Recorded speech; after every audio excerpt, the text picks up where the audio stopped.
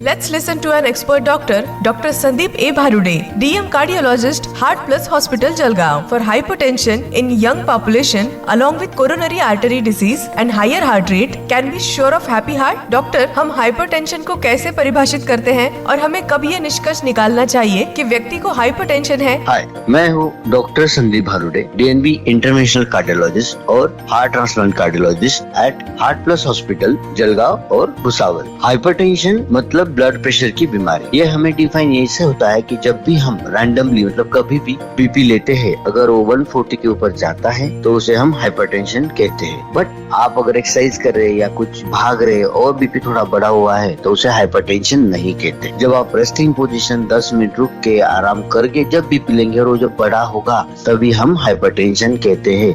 बहुत सी बार हमें गलतफहमी हो जाती है कि हम टेंशन में हैं या फिर घबराए हुए स्टेज में या रनिंग करके आए और थोड़ा बीपी बढ़ा हुआ है तो बीपी की गोली चालू हो जाती है। उसे काउंट करने के लिए हमें कुछ एम्बुलेटरी बीपी मॉनिटरिंग मतलब एक मशीन जो 24 घंटा बीपी लेती है उससे समझता है कि आपको एक्चुअल बीपी है या नहीं है। बहुत से पेशेंट विदाउट रीजन बहुत सी गोलियां अभी भी खाते हुए मुझे मिलती है। तो एम्बुलेटरी बीपी मॉनिटरिंग हम करेंगे तो हमें डिफाइन हो जाएगा कि एक्चुअल आपको बीपी है या नहीं। और बहुत से पेशेंट का बीपी नॉर्मल आता है पर कभी कभी मतलब रात में बढ़ जाता है तो उसे मास्क हाइपरटेंशन कहा जाता है। इसीलिए हाइपरटेंशन डिफाइन करने के लिए आपको कार्डियोलॉजिस्ट की जरूरत होती है। और इको में भी हम अगर हाइपरट्रॉफी है तो उसे हाइपरटेंशन प्रोबेबिलिटी कह सकते हैं। डॉक्टर, क्या हाइपरटेंशन पूरी तरह से ठीक हो सकता है? हाँ, हाई ब्लड प्रेशर हम कम्प्लीटली क्योर भी कर सकते हैं क्योंकि हाइपरटेंशन के लिए प्राइमरी और सेकेंडरी ऐसे कुछ कॉज। प्राइमरी कॉज के लिए मतलब जैसे फैमिली डिसऑर्डर जिसमें हमें कॉज मालूम नहीं होता। सेकेंडरी मतलब जो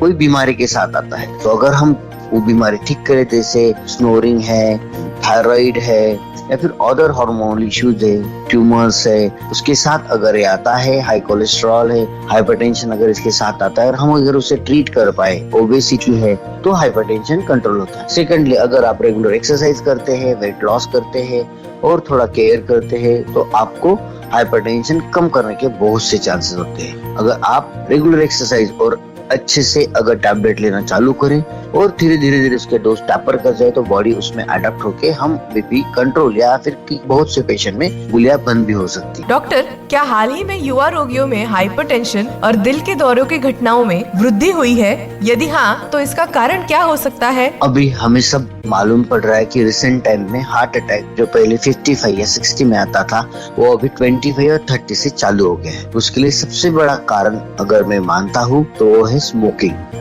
जो भी पेशेंट को लेस देन 40 हार्ट अटैक या चेस्ट पेन या फिर जो भी अटैक आ रहा है उसके लिए सबसे इम्पोर्टेंट कारण एडिक्शन है। मतलब जो लोग स्मोक करते हैं, टोबैको लेते हैं, गुटखा लेते हैं या कोल्ड ड्रिंक्स लेते हैं तो ये सब चीजें एडिक्शन के एक तरह काम करते हैं जिससे हार्ट में क्लॉट्स अचानक बनते हैं और हार्ट अटैक आ जाता है। सेकंड है हमारा जिमिंग। रेगुलर एक्सरसाइज में करते हुए सडनली बहुत एक्सरसाइज बढ़ गई जैसे हार्ट की अंदर की नली फट जाती है और उससे क्लॉट बन के कार्डियक अरेस्ट हो सकता है। Public awareness initiative by Glenmark pharmaceuticals.